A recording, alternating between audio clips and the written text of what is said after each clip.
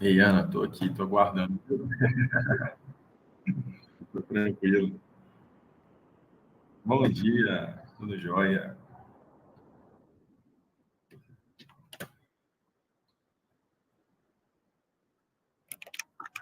Você sabe, do jeito que ficar melhor aí, eu posso transmitir aqui também. Tá, jóia? Nada. Vou puxar aqui.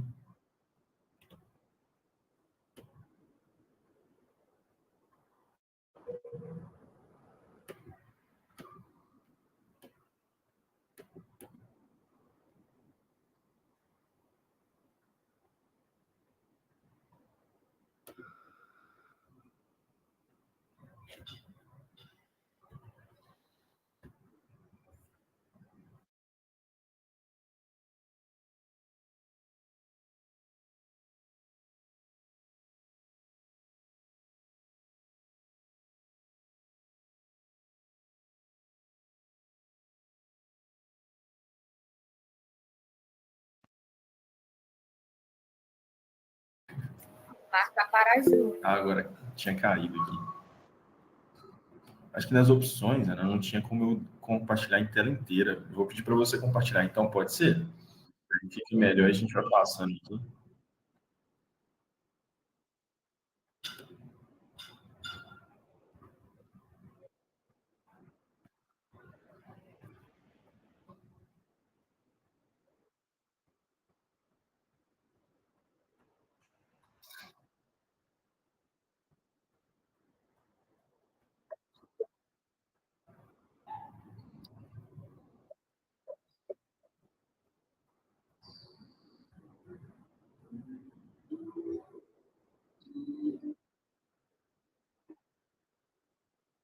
Bom, vamos lá então. Primeiramente, agradecer aí o convite, né? Vai ser muito legal fazer essa troca de experiências com vocês e fazer essa apresentação, né? Cujo tema é construindo um modelo de negócio sólido, né? As estratégias aí de melhores práticas de sustentabilidade, crescimento. A gente vai falar de alguns exemplos aqui de empresas aí que todos vocês conhecem muito bem, né? Que estão no nosso dia a dia aí, tanto o Brasil como o mundo. E me apresentando, meu nome é Henrique Nicolas, eu sou coordenador de transformação digital na Barbosa Melo, né? Estou na Barbosa aí pouco mais de 5 anos e nessa jornada aí também de automações, igual vocês falaram aí de outros temas que vão aparecer um pouquinho mais para frente, mas a gente lida aí muito com desenvolvimento também, como se fosse desenvolvimento de software dentro da empresa, mas que engloba, né, outros setores, né? A gente acaba pegando aí muitas coisas de RH, de DP, de controladoria, de suprimentos, então a gente vê muito do negócio como um todo. Bom, vamos lá. Então, para a gente começar falando aí dessa importância, né? Por que estruturar bem esse modelo de negócios, né? Vamos começar pela definição. Né? A gente vai falar aqui de algumas ferramentas também, que espero que seja útil aí para a jornada de vocês. Como uma apresentação curtinha, só 45 minutos, eu coloquei muito conteúdo de uma forma um pouquinho mais superficial, até um pouco mais generalista, para que vocês tenham a oportunidade de aprofundar, né, em estudos bem direcionados naquilo que fizer sentido aí na jornada de vocês, mas é bom para vocês conhecerem também, tá? Então, começando com a definição do modelo de negócios, existe uma ferramenta que a gente vai passar aqui por ela, que é o Business Canvas Model, né? Ela diz de algumas diretrizes ali que uma empresa tem que ter, como, por exemplo, a proposta de valor, os clientes, como que ela vai entregar o seu produto ou serviço, quais são as fontes de receita, como que você vai capitalizar aquilo ali, os seus objetivos, com o que você gasta, quais são os seus custos ali no dia a dia, né? E por que ter o modelo de negócio sólido, né? Por que é essencial isso a longo prazo? Então, a gente vai olhar alguns exemplos aqui também nessa apresentação que trouxeram, né, essa clareza de estratégia, essa eficiência nos negócios, e aí eu estou falando não só nos modelos mais recentes, como empresas aí que têm mais de 100 anos de mercado já, e conseguiram construir isso ao longo da sua jornada, né? A questão de você se adaptar, que é muito, muito importante, como que o mundo hoje está mudando muito rápido, a gente tem tecnologias aparecendo o tempo todo, né? A IA mesmo é uma novidade aí para todo mundo no dia a dia, né? Apesar de ser um tema muito antigo, desde a década de 70 existem esses conceitos, né? Mas só hoje, talvez em 2023 aí, que a IA foi aterrissar mais na vida de todo mundo, né? E a questão de escalabilidade, né? Como crescer, expandir a empresa. e alguns exemplos aí que vocês conhecem muito bem de empresas que têm modelos de negócio robustos, né? Eu trouxe aí o exemplo da Amazon, da Apple, da Netflix, e uma frase, né, que é um modelo de negócio claro, escalável, é a espinha dorsal de qualquer organização de sucesso. Bom, então vamos lá, vamos para o próximo slide. Eu quis colocar aqui nessa introdução um modelo da Falcone, né? A Falcone, para quem não conhece, é uma consultoria, ela é bem famosa aqui no Brasil, ela apoiou diversas empresas aí nessa jornada também de consolidação, de crescimento. Então, achei muito importante e legal trazer para vocês um breve resumo de algumas ferramentas e da importância que ela tem também no nosso cenário. Não é nem fazendo propaganda, não, mas que realmente eles trouxeram muitas coisas aí para esse âmbito empresarial e se tornaram referência no Brasil e na América Latina com esses conteúdos, né? Então, trouxe aqui um pouquinho da história, né, que ela foi fundada aí pelo Vicente Falcone. Hoje ele já é um senhorzinho aí, ele está com acho que mais de 80 anos, ele ainda palestra, faz algumas coisas, publicou vários livros aí nesse campo da gestão, então é bem interessante pegar aí também os conteúdos que ele trouxe. Como eu disse, nessa referência também na América Latina, e tem um foco muito nos resultados, né, na excelência operacional. Então, ele traz ferramentas, traz dicas, traz ali um modelo a ser seguido para que as empresas consigam alcançar seus resultados, né? E tem essa inspiração aí em modelos japoneses. A gente vai ver um pouquinho mais para frente até da Toyota, vai aparecer nessa apresentação, mas um exemplo que ele traz e tem isso como base é o modelo PDCA, o ciclo PDCA. A gente vai falar também dele aqui. Então, ele foca aí nos principais pilares, que é o planejamento, execução e controle. Então, primeiro, eu vou definir meus objetivos e eu tenho que conseguir medir meus objetivos. Não adianta nada eu só defini-los sem eu conseguir medir. Executar aquilo, então eu vou ter o meu planejamento, eu tenho que seguir ele de forma rigorosa com essas ações e ter um acompanhamento contínuo para caso eu tenha que mudar alguma coisa ao longo desse modelo, né, de planejamento que a gente já criou, a gente fazer adaptação, que aí vai entrar o ciclo PDCA. E o controle, que é constantemente você monitorar os resultados, fazer ajustes quando necessário e continuar focado ali no que é concreto para a empresa, ter as melhorias ali do dia a dia, melhorias palpáveis, né? Trouxe aí os exemplos de algumas empresas que eles apoiaram, Ambev, né, que é um império aí no ramo da cervejaria, então tem diversas marcas dentro da Ambev, a gente está falando da Skol, Brahma, né, Antártica, várias marcas famosas, né, Stella Artois, Budweiser, está tudo ali dentro do mesmo grupo. Então, eles são gigantes aí, usaram e usam, né, muito das metodologias da Falcone. A própria Vale, né, que é uma das maiores empresas aí da América Latina, salvo engano, só perdeu o posto recentemente para o Mercado Livre, mas até então ela era a número 1, né, no ramo aí na América Latina de faturamento. ArcelorMittal, Natura, entre várias outras empresas. Então, é bem diverso, né? Eles aplicam a metodologia em ramos da indústria, do negócio, de serviços, que são bem distintos, diferentes, né, entre si. Então, pode passar, por favor. Vou começar aqui um pouquinho com essa questão da formulação estratégica, né? O que a Falcone traz quando ela vai começar ali as suas consultorias, né? Ela vai entrando nas empresas e fala o que é importante, né? Começa lá no alto, que é o quadradinho azul escuro que vocês estão vendo ali, de formulação estratégica. Então, qual que é a estratégia da organização? No slide seguinte, eu vou falar um pouquinho mais detalhadamente, mas ali entra a diretoria, né? Os diretores da organização, eles vão começar a elaborar ali onde a gente quer chegar, quais são os nossos objetivos, o que a gente vai querer desdobrar para o nosso time, para a nossa empresa. Então, todos os diretores, eles estão envolvidos ali, justamente como o nome diz, né, para fazer essa direção, esse direcionamento, né? E aí entram nas metas. Eles definiram qual que é a estratégia, quais são os objetivos, né? Obviamente também envolve o time, envolve o conjunto ali da empresa, para ter as metas claras, bem definidas, para que gere os produtos que a empresa vai entregar. Sejam serviços ou produtos físicos mesmo, né? E aí tem esse diagrama, vale a pena depois vocês darem uma olhada também, que é o diagrama de Ishikawa. Também eles têm muita base ali dos japoneses, né, dentro dessa questão de gestão, que diz a respeito de encontrar uma causa raiz, né, de um determinado problema ou uma situação para que você entregue algo, né, você entregue um produto, você tem aquela eficiência ali a partir dessa, que eles chamam também de espinha de peixe, por isso tem esse desenho aí embaixo. Então, você analisa a matéria-prima, o meio ambiente, a mão de obra, as máquinas, as medidas, o método, até você chegar no seu resultado. né? Que aí é o quadradinho verde ali, você chegou no seu produto, chegou no seu resultado, e aí você vai atingir as pessoas, você vai direto para o mercado, é aquilo que você está entregando para a sociedade, né? E aí você está impactando seus clientes, os acionistas, os funcionários, a sociedade como um todo, e isso retroalimenta o ciclo lá no alto, que aí você vai ter o feedback, né? Vai ter o retorno ali do que você está entregando e se aquilo de fato está suprindo as necessidades das pessoas, conforme você pensou, né? Então, pode passar, por favor, para o próximo. E aí, entra um pouquinho mais um detalhe, igual eu falei, que é o sistema de gestão integrado. Também isso aí vem dos materiais da Falcone. Então, vocês estão vendo aí uma escala de tempo na primeira raia, na segunda raia e na terceira raia. Como eu disse, na primeira raia, que é a formulação estratégica, entra muita questão ali dos diretores da empresa. O que eles estão pensando enquanto direcionamento, né, estratégico. E aí entram políticas, ações, objetivos.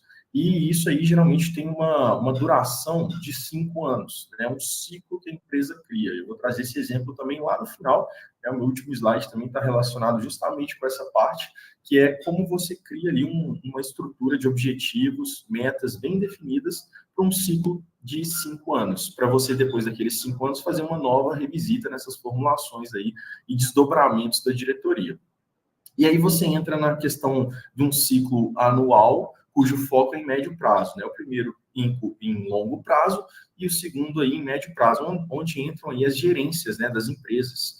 Então, eles vão desdobrar essas metas de forma anual, vão acompanhar os resultados, né, vão fazer o gerenciamento das melhorias, das inovações e dos projetos que estão acontecendo ali dentro da organização. E entra aí depois o dia a dia, né? Que é o sistema de padronização. Um pouquinho do PDCA, que eu vou trazer aí para vocês de forma resumida, que vai alimentar esse ciclo geral até ao longo, né, desses 5 anos aí, dessa revisitação que acontece periodicamente. Né? Então, e aí vem a entrega dos resultados. Ou seja, a gente tem toda essa cadeia, né? Passando diretorias, gerentes, coordenadores e líderes de setores e até todos os colaboradores ali que estão trabalhando no dia a dia, trazendo o resultado da empresa, né? Que aí entra já direto na operação. Então, pode passar, por favor, o próximo. Aqui eu trouxe, então, diria o coração do que a Falcone traz, né? Quando ela está falando aí das metodologias, ela prega muito a questão do ciclo PDCA. Não sei se vocês já viram, talvez para alguns é algo comum, né? Para outros pode ser uma novidade, mas ele vem aí de uma sigla em inglês, né? Aí tem a tradução aqui em português, que começa com P, que é o plan, né? Que é planejar. Então, você vai planejar a sua melhoria, aquilo que você está identificando na sua rotina, que você precisa fazer de uma forma diferente, de uma forma mais eficiente, que está tendo algum problema, alguma situação ali no seu dia a dia. Então, você identifica aquele problema, você define claramente a importância daquilo, aí você vai investigar essas causas, as características, o que ele está causando ali, né, nesse dia a dia, vai fazer essa análise e vai criar um plano de ação. Né, o que você vai fazer para bloquear aquele problema ou aquela situação, aquele processo que não está funcionando muito bem no seu dia a dia. Então, é o P, é o planejamento, é o que gasta mais tempo. Vocês estão vendo aí que tem 4 etapas no P e os outros é menor, né? Então, é melhor gastar mais tempo ali, de fato, analisando, entendendo, chegando à causa raiz daquela situação, do que você começar a executar, que aí você entra já na ação, no do, né? O D ali vem de do, de agir, de executar, né? Na verdade. E aí você estrutura aquilo muito bem. E aí, de fato, você entra nesse passo de execução, que é o fazer. Então, eu vou começar a bloquear os problemas ali que eu identifiquei na minha rotina, alguma situação que está acontecendo, e aí você executa aquilo, e aí depois você vem verificar, né? É sempre importante ter um ciclo ali, você vai checar. Será que o que eu fiz deu efeito que eu esperava, né? O bloqueio que eu fiz foi efetivo? O problema se resolveu dentro da minha empresa, dentro do meu dia a dia ali, de fato, atrelado à estratégia da empresa, né? Tá resolvendo o problema lá na frente do meu dia a dia aqui? Sim ou não, né? Aí você vai fazer essa pergunta para você voltar ao ciclo, senão você vai ter que planejar novamente, senão você vai para a parte de agir, que aí você vai padronizar aquilo, você vai prevenir o reaparecimento daquele problema para você concluir e recapitular esse processo. E aí eu coloquei a imagem ao lado que ela fala do próximo ciclo, que é importante, que ele só funciona, o PDCA, se você tiver o próximo, que é o SDCA. É até parecido a sigla, mas aí ele já entra na questão da rotina. Você está falando da melhoria, você está criando um novo padrão, um novo desenho ali daquele processo que você está colocando no dia a dia, e aí você entra agora na rotina, que é o quê? Você criar padronização daquilo. O S, ele vem de standardize no inglês, então ele vai criar o padrão, né? Eu coloquei esse padrão, vou executar ele, vou verificar se ele está sendo seguido e vou agir para garantir que a melhoria daquele padrão continue acontecendo para que eu consiga rodar o PDCA em cima daquilo. Então, é uma gestão para você melhorar aquilo que não está muito bom, e você tem que ter uma gestão para manter aquilo que você fez, senão não adianta. Não adianta só melhorar se você não manter aquilo que você criou, tá? Então, esse é o coração aí do que a Falcone prega quando ela vai fazer essas consultorias, né, nas empresas. Então, pode passar para o próximo, por favor. Eu trouxe aqui uma estrutura de um modelo de negócio básico, né? Igual eu falei, o Business Model Canvas. É uma ferramenta, tá, pessoal? Vocês conseguem usar isso aí. Vou criar uma empresa agora. Então, vocês vão pegar esse quadro em branco. Hoje ele está preenchido com vários quadradinhos, né? Tem 9 campos aí que a gente vai passando cada um nesse modelo aqui. Mas vocês podem preencher com as ideias do que vocês pensaram, ou então na empresa que vocês estão trabalhando, a mesma coisa, vocês conseguem fazer esse exercício, né? E aqui tem esse exercício com a Uber, para todo mundo entender como que esse modelo foi pensado e estruturado. Então, o primeiro ponto que está ali é as parcerias chaves, né? Para que você tenha aquele seu serviço, aquele produto, todo mundo precisa de parceria, ninguém faz nada sozinho. Você vai ter que entender, de onde que eu vou ter que tirar algum recurso, né? Agregar aqui no meu produto, no meu serviço, para poder entregar valor lá na frente. Então, para a Uber, é o seguinte, você precisa de alguém que vai processar os seus pagamentos, porque eles não vão ser um banco sozinho. Então, eles precisam de um intermediário ali que vai chegar os pagamentos para eles, do que está acontecendo ali no aplicativo, no caso, né? E os mapas, né? Eles precisam ali dos mapas. Então, eles não vão criar um mapa do zero. Eu preciso integrar aquilo ali, eu preciso ali das APIs, né? Que são as formas de conexão entre softwares, para você trazer as informações em tempo real. Então, são parcerias-chave para que eles consigam funcionar. E aí entram nas atividades-chave, né? O que eu vou ter que fazer, então? Desenvolver uma plataforma de suporte para o cliente e fazer o marketing, porque eu preciso trazer motoristas, passageiros, eu preciso trazer as pessoas para poder executar aquilo, senão não vai funcionar. E quais são os recursos chaves para a Uber? A marca, a plataforma tecnológica e a rede de motoristas. Sem isso, não tem como a Uber executar. Então, os motoristas eles são terceirizados, por isso é importante, né, ter esse convívio, né, essa boa relação com eles também, né? E aí entra na estrutura de custos, o que eles vão gastar? Com o que eu vou gastar? A plataforma, eu preciso construir ela, manter ela, evoluir essa minha plataforma de software, o marketing e os colaboradores internos que estão construindo essa plataforma. Qual que é a proposta de valor da Uber? Transporte confiável e conveniente. Então, é muito simples hoje a gente pegar o celular, coloca lá, para onde que eu quero ir e vai ter algum motorista disponível, né? Coisa que há muito tempo atrás era bem diferente, você não tinha essa facilidade, né? Ou então dependia se fosse uma coisa exclusiva, assim, do táxi, se não fosse o ônibus ou algum outro meio de transporte, uma carona, etc., né? Hoje eles já têm esse facilitador. E uma fonte adicional de renda para quem está precisando. Então, os motoristas que vão entrar na plataforma vão conseguir ter renda com base no trabalho que eles estão fazendo para o aplicativo.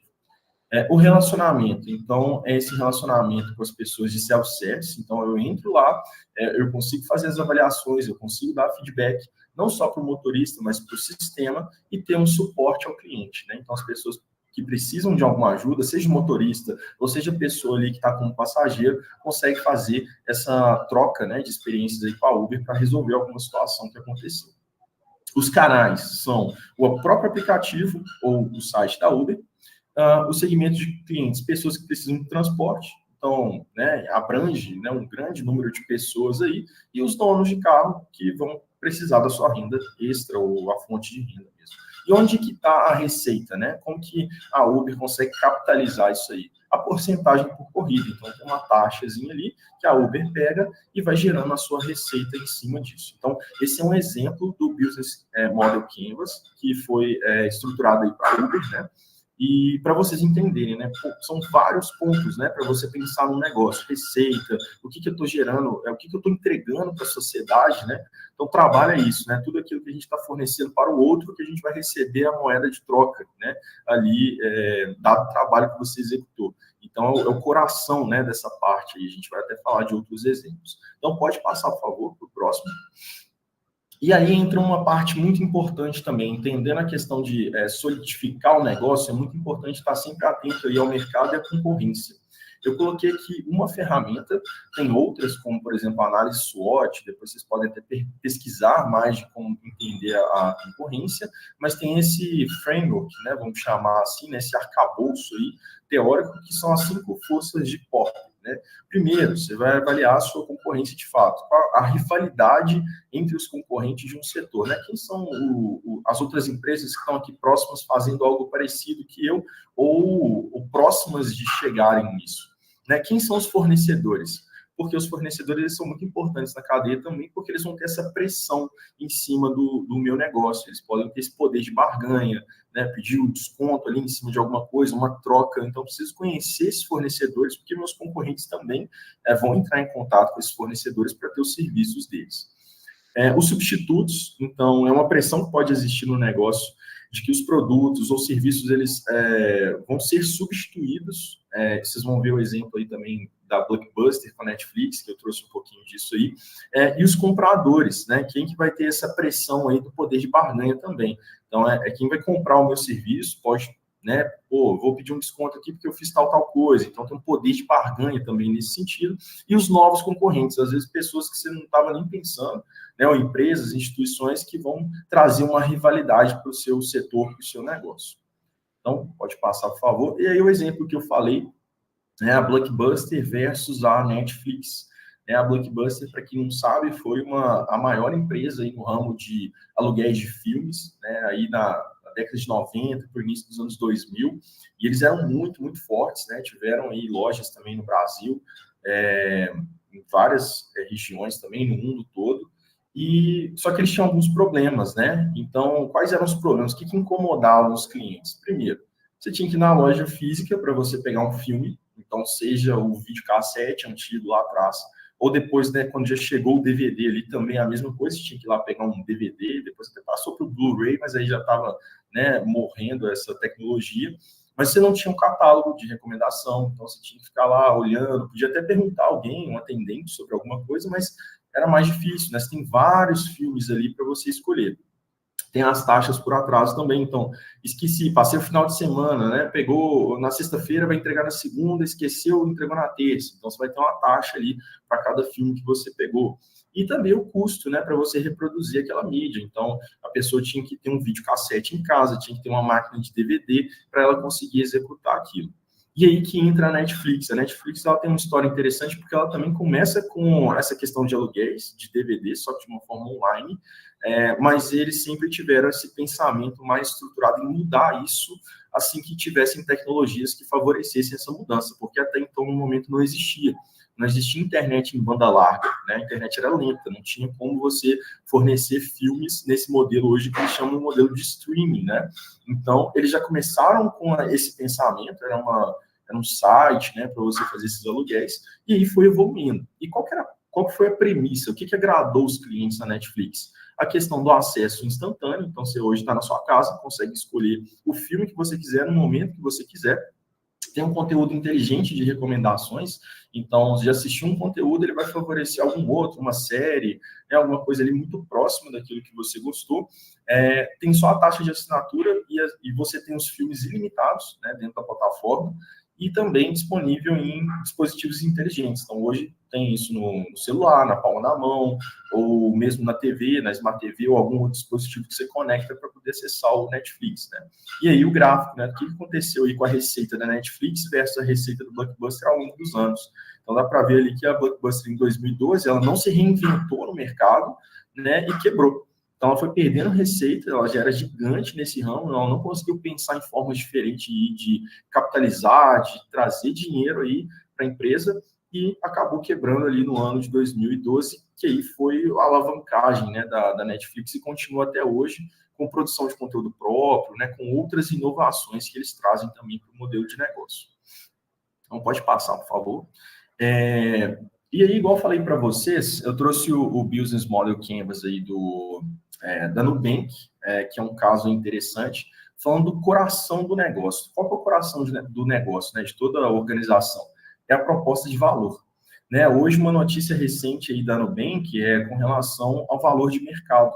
né? Ela ultrapassou gigantes aí do ramo, né, da parte bancária, como Itaú, o Banco do Brasil, Bradesco, são bancos aí que têm muitos e muitos anos já de trajetória no mercado, e se tornou a marca mais valiosa aí como banco da América Latina, né? Uma notícia recente aí, com um valor de mercado de 300 bilhões. Né? Então, o que faz com que essa empresa, né, nesse ramo, ela tenha esse crescimento aí exponencial? Né? Está sempre atrelado ao que você está entregando de valor para as pessoas, né? O seu produto ou seu serviço, o que aquilo ali está trazendo de benefício e que vai permitir que as pessoas continuem ali com você. Então, o que eles tinham de diferente, que eles ainda têm de diferente, apesar de ter mudado algumas coisas ao longo dos anos, dos seus concorrentes ali? Eles são 100% digitais, então não tem uma agência física, não tem anuidade, não tem taxa, o design é atrativo e tem um bom atendimento. Então, eles pegaram tudo aquilo que estava irritando as pessoas nos bancos tradicionais. Não, tem que ir numa agência, conversar com o gerente, vou pegar uma senha de uma fila, vou ficar horas até ser atendido e talvez meu problema nem seja resolvido, eu não vou conseguir resolver aquilo. Ou então eu tenho que ficar sempre pagando anuidade, ou eles estão sempre me oferecendo um produto novo que vai ter uma taxa em cima. Então, tudo isso que irritava as pessoas, que era um problema nos bancos tradicionais, que eles tentavam capitalizar mais dinheiro, né, em cima do serviço que eles têm, a Nubank faz de uma forma diferente e aí consegue alavancar no mercado. Então, tem essa reflexão, né? Qual que é o problema que você está resolvendo com o seu negócio, né? Para o seu cliente aí. Então, no caso da Nubank, esse coração que eu falei, né, está nessa proposta de valor. Então, pode passar. O próximo aí, vou falar um pouquinho das metodologias ágeis, né? Agora, mudando um pouco o foco aqui da apresentação. Isso aí já vai entrar mais na rotina, né? No dia a dia e na execução, que eu vou falar de um exemplo também de como que a metodologia ágil ela é aplicada no dia a dia. E a Nubank usa isso também, né, como um serviço digital. Então, para quem não conhece ou não viu, existe esse conceito, né, de metodologias ágeis, que aí entra nesse gerenciamento também de projetos, com base no Manifesto Ágil. Como que surgiu esse manifesto, né? Lá no 11 de setembro, nos Estados Unidos, quando aconteceu, né, a tragédia, isso despertou muitas coisas nas organizações que mexiam com software também, principalmente no FBI, porque eles detectaram naquela época que eles já tinham softwares para prevenir o acontecimento daquilo, já detectando questão de segurança. E eles não conseguiram, na época, prevenir. Eles se perguntaram por quê. A gente já tinha isso aí aqui em desenvolvimento, já estava quase pronto, e foram detectar que o software que eles estavam criando estava demorando tempo demais, estava ali há mais de 3 anos sem estar em produção, sem ter conseguido lançar aquele software. E eles falam, pô, eu preciso então pensar de uma forma diferente, né? Eu vou ter que mudar a minha rotina aqui de execução do meu dia a dia para fazer de uma forma que realmente vai entregar valor, que vai gerar valor no final do dia. Então, eles criaram um manifesto ágil, foram várias figuras ali importantes de empresas de software, e eles falaram, vamos priorizar os indivíduos e interações mais do que processos e ferramentas. A gente vai colocar o software em funcionamento como a nossa métrica. Ele é muito mais importante do que a gente gastar muito e muito tempo fazendo uma documentação gigante antes da gente começar a fabricar o software, e também a colaboração com o cliente é muito mais importante do que a gente ficar negociando o contrato e ficar num desgaste ali em cima disso. E responder às mudanças é muito mais importante do que a gente seguir um plano.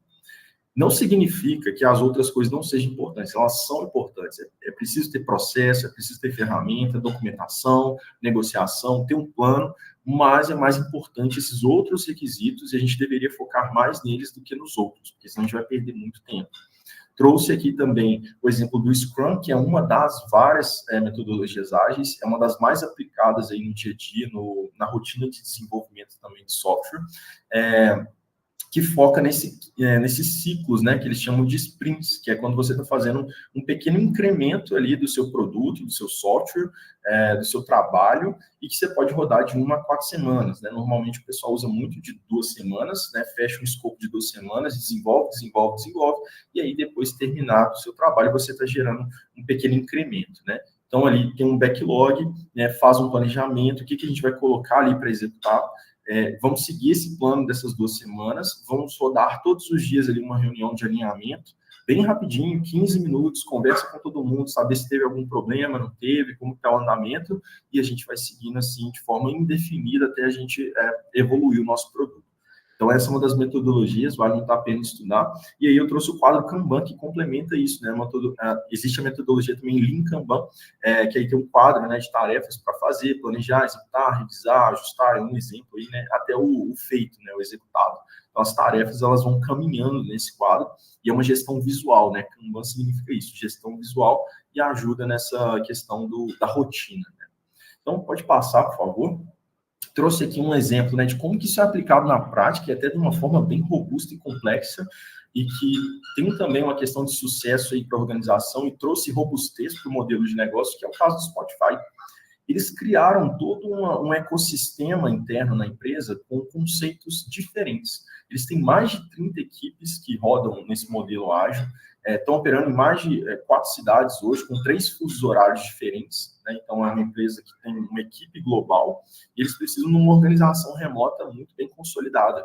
Então, eles criaram alguns conceitos, como, por exemplo, de squads ou esquadrões, que é parecido ali com o conceito do Scrum, que tem até no desenhozinho ali, né, que você junta algumas pessoas de 6 a 12 que vão compor aquela squad para fazer alguma melhoria de algum segmento do produto do Spotify, né? O Spotify é gigante, tem muita coisa lá dentro, então tem uma equipe focada em cada um daqueles subprodutos do Spotify, né? E ali tem um conceito de tribos. Então, dentro de um segmento do produto, tem coisas muito próximas. E aí eles criam ali uma tribo, que são essas squads ali que estão trabalhando muito próximas, digamos assim, e criam os capítulos, que é pegar esses desenvolvedores ali de forma transversal e participar ali numa troca de experiência, uma troca de recursos, né? O que você está fazendo que está funcionando bem para a sua rotina, né? E aí entram também a questão das guildas, né, que é um grupo informal, nem está nesse desenho, você poderia pegar de outra tribo e compartilhar conhecimentos com outras tribos também. E um trio ali seria como pegando 2 tribos que são muito próximas em algum segmento do negócio e também andar e caminhar junto para ter como se fosse uma aliança e um arquiteto-chefe que está gerenciando aquilo ali. Então, eu sei que é mais complexo, mas só vocês entenderem que eles reorganizaram a forma de trabalhar também muito com a metodologia ágil. E o modelo de receita deles é muito interessante, porque eles começaram lá com o conceito de freemium. O que é isso, né? Eu não preciso hoje pagar para usar o Spotify. Então, ele começa grátis e aí coloca a questão do anúncio para poder gerar dinheiro. Foi uma das primeiras empresas a adotar esse modelo aí, que foi bem sucedido e continua até hoje, mas aí com essa questão dos anúncios acaba sendo irritante, né? Aí entra o premium, as pessoas assinam e aí dividem, né, com família, com grupos de amigos, ou mesmo pode fazer uma assinatura individual para ter acesso aos recursos ali de forma ilimitada na plataforma. Tá? Então, trouxe um exemplo aí também da Spotify com o seu modelo de organização de trabalho e o modelo de receita, o que eles fizeram para poder alcançar o sucesso. Pode passar, por favor, para o próximo. E aqui a gente está num exemplo mais industrial, e eu quis trazer ele muito por causa do toyotismo também, né? Então, lá atrás, na Revolução Industrial, a gente começou com esses movimentos aí do Taylorismo, principalmente, para depois chegar no Fordismo, toyotismo, quase na mesma era, né? Vamos chamar assim, por meio ali do conceito, né, de produção, linha de produção, que hoje a gente evoluiu para chegar naquele conceito do Lean, né? Quando a gente está falando do Lean, ele vem muito dessa era aí também de enxugar as coisas, né? De trazer uma certa dinamicidade ali para o negócio, né? Você vai tornar as coisas dinâmicas e vai evitar desperdícios. Então, surge lá atrás dessa era industrial. Então, você tem tarefas repetitivas, mecânicas, né, que entra ali do Taylorismo para poder aplicar produtividade. Então, vou repetir, e aí você entra ali com o Fordismo, né, que você tem um esforço repetitivo e você tem que distribuir essas tarefas de uma forma que vai ser mais inteligente para você criar uma esteira de produção ali para você. E aí entra o toyotismo, que ele já traz esse conceito aí do Kaizen, né, que tem esse termo aí em japonês, é uma empresa do Japão, né, que Kai, mudar, e Zen, melhor. E hoje as empresas aplicam esse conceito muitos anos depois, né, mais de 100 anos depois, as empresas estão adotando esse conceito do Kaizen, que é isso, né, tem até a ver com o PDCA que eu falei lá atrás, que é rodar um ciclo para você ter uma melhoria contínua, entender a sua linha de produção, o que você está fazendo ali no dia a dia e como que eu vou melhorar isso e refinar para eu ter uma melhor produtividade, tá? Então, um exemplo ali de como que lá atrás, aplicado na linha industrial, a gente absorveu esses conceitos e remodelou isso para o nosso dia a dia. Então, pode passar, por favor. E aí entra no como medir resultados. Então, eu falei um pouco de como executar, formas de se organizar no trabalho, como que funciona para uma empresa bem, que para outra também pode funcionar de uma outra forma bem, mas o conceito também que eles sempre trazem é você precisa medir os seus objetivos e ter os seus objetivos claros. Então, existem dois conceitos mercadológicos aí bem fortes, que é o OKR e o KPI. Né? Então, o OKR é o objetivo, né, que é o O, do inglês, né, uma sigla em inglês, e o KR é o indicador do objetivo. Então, você está falando assim, ó, eu tenho uma coisa específica aqui que eu quero acompanhar, é o meu objetivo. E o KPI, que seria o seu resultado-chave, é um indicador-chave de que você conseguiu atingir aquela meta que você se propôs com base no seu objetivo. E aí a gente tem aqui do lado, né, por exemplo, melhorar a satisfação do seu cliente, é um objetivo seu. E qual que é o seu KPI? Qual que é o resultado-chave? Para mim, uma métrica de sucesso é eu conseguir 200 respostas na minha pesquisa de satisfação. Então, se eu atingir esse resultado, eu consegui atingir o meu objetivo de melhorar a satisfação, uma parte, né, digamos assim. Então, é um dos seus resultados-chave que você quer medir. E o outro é apresentar um plano de ação de 10 melhorias para o próximo semestre. Então, assim, o objetivo ele vai trazer para você uma meta, então ele tem que estar bem claro, bem definido, e o resultado-chave, ele sempre tem que ser mensurável, sempre tem que ter números, senão você não consegue medir que você está aproximando do seu objetivo. E ele sempre deve ser desafiador. Não significa necessariamente impossível, mas tem que ser um valor ali que, para você já olha e fala assim, não, peraí, eu vou ter um esforço bom aí para poder conseguir chegar nesse resultado. Não pode ser uma coisa muito simples também, não. Então, essas duas coisas, elas andam muito juntas e são ferramentas aí do dia a dia que vocês podem aplicar também para poder medir os resultados e saber se vocês estão alinhados lá com a estratégia que foi lançada pela direção, né, da organização. Então, pode passar para o próximo também, por favor. Agora eu vou falar de um exemplo que é um exemplo de inovação, né, que aí está relacionado com a Amazon. Olha a importância, né, diferente, por exemplo, que a Blockbuster fez, ou mesmo a Kodak, né, que foi uma empresa muito influente, muito famosa aí no ramo da fotografia, elas quebraram e a Amazon é um exemplo de empresas que se reinventaram ao longo dos anos. Então, a Amazon, ela começa com uma loja de livros online, de livros físicos que você vende, né, de forma online, lá em 1994, né, no comecinho ali da era da internet, e ela já foi evoluindo com outros produtos, outros serviços que não tinham nada a ver exatamente com os livros, mas manteve isso ao longo dos anos, né? Então, em 2000, ela virou um marketplace, ou seja, essa loja aí para vender diversos tipos de produtos, não somente livros. E aí já em 2005 criaram a assinatura do Amazon Prime, né, que hoje evoluiu aí para outros segmentos também, como, por exemplo, o Amazon Prime Video, Amazon Prime Music, né? Eles têm outros produtos dentro do Amazon Prime. E aí eles começaram a vender computação em nuvem, produtos de computação em nuvem em 2006 com a AWS, né, o Amazon Web Service. Então, é bem famoso, talvez seja o líder de mercado hoje, compete aí com a Microsoft, com a própria Google também, mas eles fornecem aí essa questão de você conseguir criar uma máquina igual essa aqui que eu estou usando, só que completamente remota, né? Está hospedado lá nos Estados Unidos, você consegue instalar alguma coisa nela, executar alguma operação, né? E tem várias funcionalidades lá dentro. E aí lançaram o Kindle, né, em 2007, também é um dos produtos carro-chefe aí deles, que aí seria o livro, só que digital. Então eles começam lá atrás com o livro físico e falam assim, não, vamos nos reinventar ainda mais e criar um livro totalmente digital e agradável ali para o usuário. E aí fizeram um grande sucesso com o Kindle também. Então, alguns exemplos aí, né? Eu coloquei até uma linha do tempo, né? Tem outros produtos que está em inglês ali, depois vocês podem dar uma olhada, pesquisar, mas tem muitos produtos lançados. E também aquisições, né? Eles não pararam um tempo, eles foram comprando outras empresas aí, absorvendo e colocando no conglomerado, né, da Amazon, vamos chamar assim. Então, é um exemplo, e aí tá, em 2024, as marcas, né, mais valiosas do mundo, né? A Apple aí tá com o número 1 hoje, acho que ano passado estava a Amazon, né? Essas grandes empresas aí de tecnologia, Microsoft, Google, elas sempre estão transitando também. Então, é um exemplo aí de uma empresa que está em alta, né? Então, pode ir para o próximo, por favor. E aí, vou falar um pouquinho aqui, então, do contexto da CBM, né? Eu falei, pô, tô trabalhando aqui, vou colocar um pouco do que ela está fazendo para trazer a robustez do próprio negócio. Então, a CBM ela é uma construtora que tem mais de 65 anos, ela teve que passar por essas reinvenções também ao longo da história, mudando um pouco o segmento de negócio com focos diferentes, né? Ela já focou muito em óleo e gás, né, que são tipos de obras específicas, né, até atrelado, por exemplo, com Petrobras, né, outras empresas aí do ramo, hoje, né, tem um foco aí grande também em construção de pontes, rodovias, né, nessa construção, sempre foi construção pesada, né, mas há uma preocupação, né, em criar um modelo de negócio, igual eu trouxe lá atrás no modelo Falcone, existe também na Barbosa um ciclo de 5 anos, em que a alta direção já propõe esse movimento de se reinventar, de pensar, né, nos próximos ciclos, o que, que nós vamos fazer, o que, que é importante a gente desdobrar em projetos, para a gente gerenciar, para desdobrar em metas, para desdobrar no dia a dia das pessoas, para que a gente alcance os nossos resultados.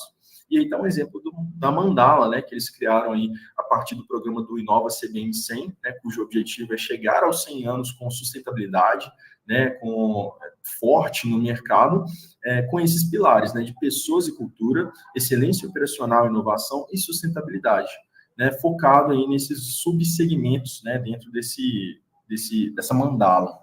E aí, para cada segmento desse, igual bem-estar, construção digital, produtividade, social, meio ambiente, segurança, existem pilares de projetos, né? Projetos são importantes, nós vamos focar aí ao longo desses 5 anos para que a gente alcance os resultados e as metas propostas.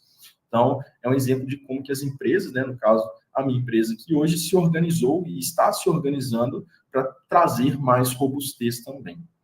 Então, pode passar aí para a conclusão. Então, pessoal, para fechar aí, né? Foram os principais pontos que nós vimos aqui? Primeiro, ter uma proposta de valor clara, bem definida, aquilo que você está entregando para a sociedade, que está gerando valor para as pessoas de fato. Preocupar com a sua receita, quais são as fontes? Vocês viram aqui vários exemplos de diversificação, adaptação, né? Você entendeu que o seu modelo de negócio está precisando se reinventar, que as pessoas estão parando de usar aquilo. Né? O exemplo da própria Amazon, né? Hoje o livro físico existe, as pessoas gostam, mas reduziu muito o volume. As pessoas fazem muito no digital, então eles se reinventaram, que entra um pouquinho no pilar da inovação, né? Como eu falei aqui, pensar diferente, pensar em outras fontes de receita, e a execução é muito importante preocupar com essa organização do dia a dia para a coisa fluir, né? Não adianta nada você ter um bom modelo de receitas, uma proposta de valor muito interessante, e se a forma que você executa aquilo no dia a dia não está bem organizada. E essa gestão contínua e adaptação. Então, estou sempre olhando a concorrência, estou sempre olhando o mercado, estou sempre olhando diversos segmentos aí para estar preparado, acompanhar essas métricas e indicadores que eu criei para saber se eu estou seguindo o caminho certo, que eu me propus ali naquele planejamento, e mudar quando necessário. Então, eu vou me adaptar, vou gerar novos modelos de negócio para continuar ali essa jornada, essa caminhada no mundo que hoje, né, muda muito rápido. Então, trouxe a frase, né, que um modelo de negócio sólido é aquele que se constrói com base na realidade atual, mas com visão para o futuro. Beleza? Então é isso. Essa foi a apresentação aí. Espero que vocês tenham gostado. Tem até uns minutinhos aí, se vocês quiserem tirar alguma dúvida, alguma coisa nesse sentido, fiquem à vontade também, tá?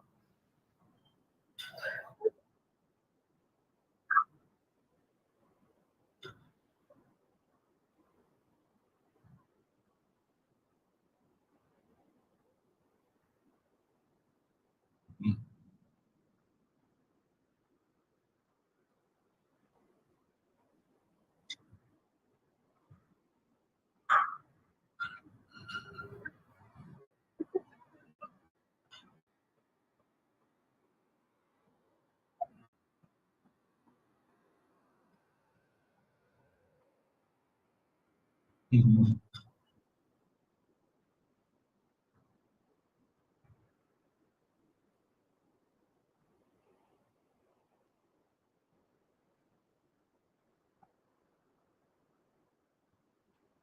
Fiquem à vontade.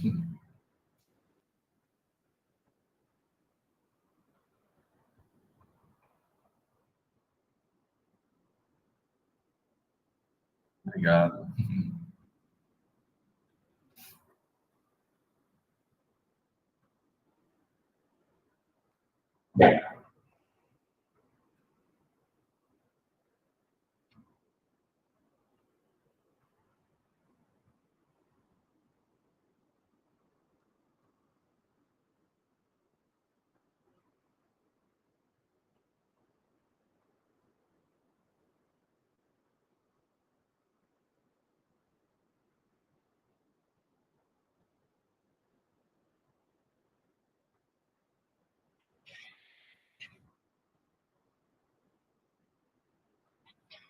São vários assuntos, né, pessoal, igual vocês viram, então, existem livros diferentes para cada segmento, né, vocês podem aprofundar em livros sobre, por exemplo, Lean Kanban, né, que vai falar um pouco dessa questão de execução, que é uma execução mais enxuta.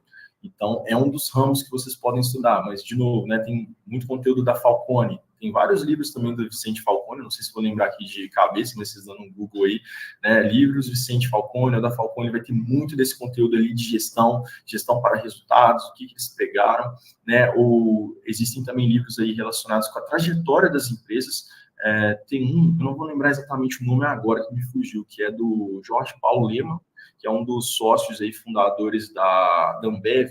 Ele traz ali uma visão bem interessante, acho que é Construindo um Sonho.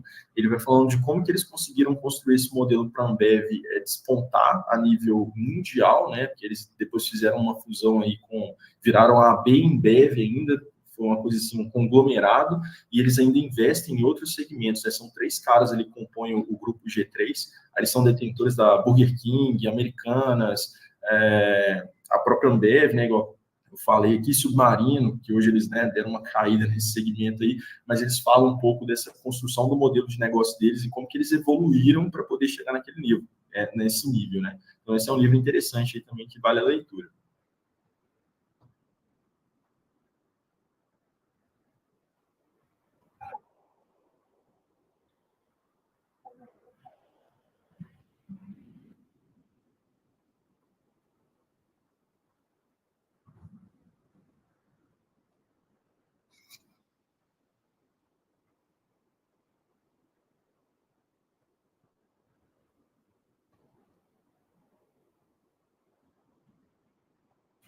Verdade.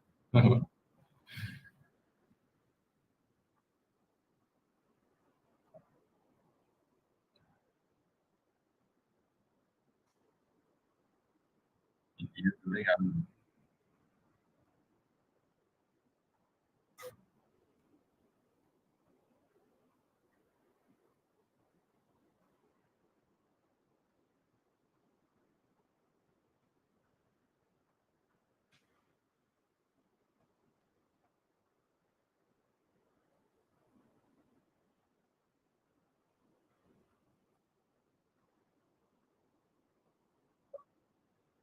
Obrigado. Obrigado pelo convite.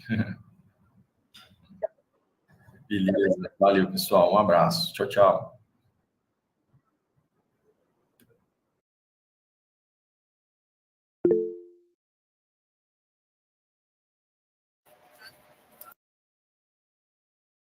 Tchau, pessoal. Bom almoço.